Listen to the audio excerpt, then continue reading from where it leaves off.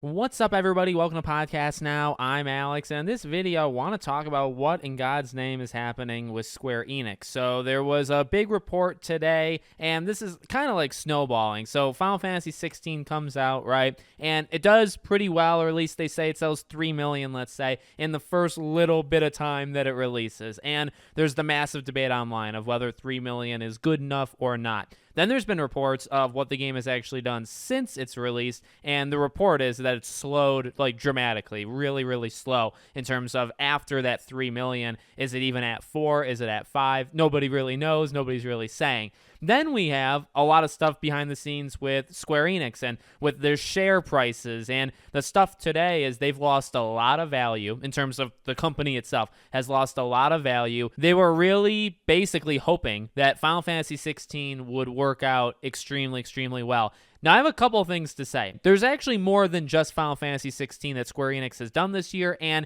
if you read the stuff, there's one article IGN had shared today, and, it kind of paints an okay picture, but I think it's a little misleading. What it sounds like is Square Enix had suffered many, many failures this year with Babylon's Fall and Forspoken. A lot of these games absolutely failed, okay? They lost so much money on these games. And so for a company turnaround, which is what Square Enix is trying to do, trying to change things, they're not doing as many smaller games anymore. They're banking on bigger properties, so you can imagine Kingdom Hearts, Final Fantasy, although Final Fantasy maybe scares them now, but they're hoping that their big franchises are going to pull them out of this because the smaller ones actually kind of got them here, right? So that's one thing that's happening. And I guess right there, if we want to talk about that for a second, what we have is, well, is it really all Final Fantasy's fault? So this is something that I've been slightly annoyed by, and I think console warriors have made it worse online. You can debate if Final Fantasy 16, I guess, quote-unquote, sold enough, but the tough thing is Square Enix themselves aren't really saying. Like, what we kind of know is it seems Final Fantasy 16 didn't sell to their expectations, but the question is, was it selling for expectations for just that game? Or were they hoping that, well, not only can we make all the money back on Final Fantasy 16, but we want Final Fantasy 16 to do so well that it can save our sinking ship from the other 5 games this year that have all failed? Which one was it? Now, based off today's thing, it kind of feels like it's that second one. It kind of feels like Square Enix was in, and still is probably worse now, was in a really tough spot, lost a lot of money. They were relying on this really big hitter to, again, make the money back, but then also kind of start to save the company, and then they'd go from there. And what it seems to be is that it did not happen, right? Now, maybe Final Fantasy 16 made the money back that team, right, Yoshi P and all them, they kind of needed, but it didn't make the money back to save them from Forspoken's failure or X's failure or Y's failure, right? That's the sense that I'm getting. Okay, and that's just one thing I kind of want to throw out. You can debate it for sure. I'm not saying I'm right, you're wrong, but I do think there's more to it than Final Fantasy 16 just didn't sell all that great. I think it's Square Enix probably put some unrealistic expectations. And I think they even mentioned Marvel's Avengers, by the way. They're still reeling from Marvel's Avengers and not making money from that. So I don't know how you can blame that on Final Fantasy, but some people are. And I just don't think that part of this overall conversation is fair or is right. So when you make these deals, okay, let's talk about these deals. How does Square Enix get themselves into this situation? So like I said, I mentioned Game Pass, I mentioned this. What I guess I'm saying is when a company makes a deal to make a game, say, exclusive to a platform, or you make a deal to go on Game Pass, you make a deal to go on PS Plus, when you do that and you look at like your projections and your money situation, do you not make a deal that's like kind of where if you were to fail at selling it, you would kind of be okay because you made this deal? So I guess what I'm saying is this. Final Fantasy 16, say, sells 3-4 million units, okay? Which is the reported number, and maybe it's gone up a little bit, you imagine, okay? We'll say, all right, well, they wanted to sell 5 or 6 million, okay? Well, the deal they made with PlayStation, did they not? And I'm not like singling out Square Enix. This is a industry thing that I truly do not understand. I'd like somebody to one day explain it to me, but it's all legal stuff, so I feel like it's never going to happen. Do they not plan for that? Do they not say, or when you go on Game Pass, do they not say, well, if we go on Game Pass, we're going to lose, say, 80% of our revenue because people are going to go on Game Pass versus buying the game. So instead of selling 1 million units, we might sell 200,000.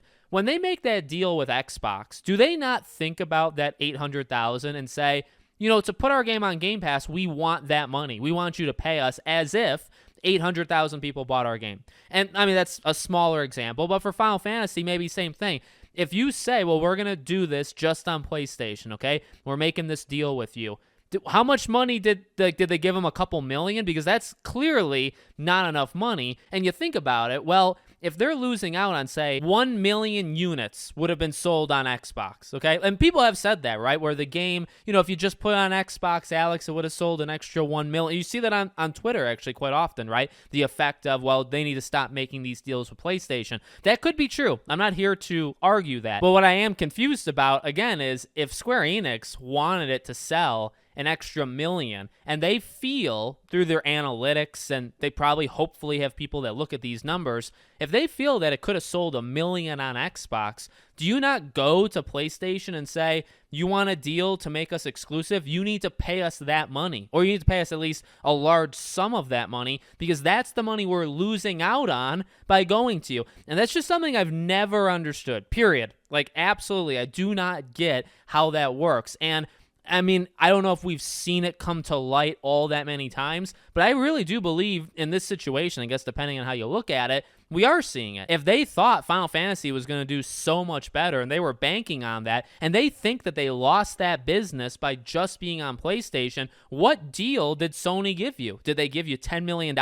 Because think about it. That's not enough. $10 million, if you lost 1 million units, it's 1 million times 60. Now, there's some percentages that go to like PlayStation or Xbox, depending on if it's in the store, like PlayStation Store, Xbox Store. If it's through GameStop, right, they take a cut. It's not literally $60 or $70 per each copy that would go, but do the very quick and easy math. 1 million copies, $70, $70 million they lost out on potentially. Now, again, maybe you take some away, maybe it's more like 50 or 60 million. What was the deal that PlayStation gave them? Was it for 10 million? Because that is a ripoff. And I just don't understand how these deals, I guess, work. So that's just something I kind of wanted. I've always wondered that. I wanted to rant about that. And I feel like that kind of pertains to this situation right now. Now, in terms of are they going to be okay? I actually kind of think they're not going to be okay. I think that based on the reports that we're seeing, they want to turn things around. That's like their active goal. Like I mentioned earlier, they're going after bigger franchises and have smaller ones,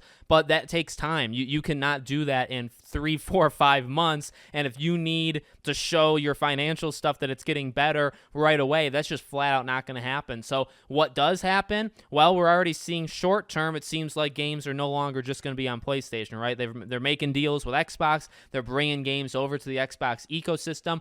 I think the end goal, well, that's the short term, right?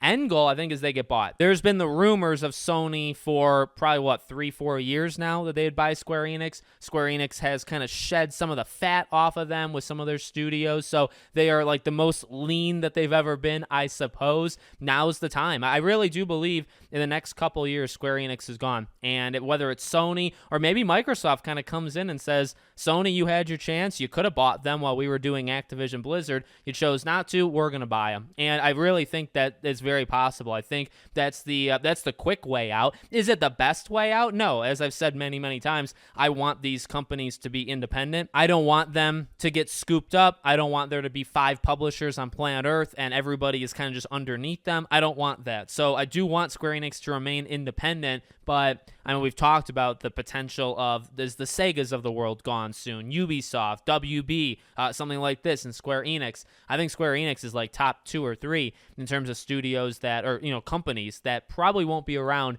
in 3, 4, 5 years. I think they get eaten up by somebody else. So we'll see how it goes. As I mentioned on Twitter, don't you dare touch Kingdom Hearts, okay? Fix your company, as you are saying that you want to do. Do whatever you need to do. They talk about that these games rely too much on producers. That scares me because do you not have as much faith in Yoshi P or Tetsuya Nomura in my specific case here? Please, for the love of God, leave that man alone. Don't touch Nomura. Let him do Kingdom Hearts and Final Fantasy, I guess, because he's doing that. Let him do his stuff, and you can fix your company in every other way possible. Let me know what you think. Make sure you guys are subscribed, bell icon turned on, and hope to see you all on the next one.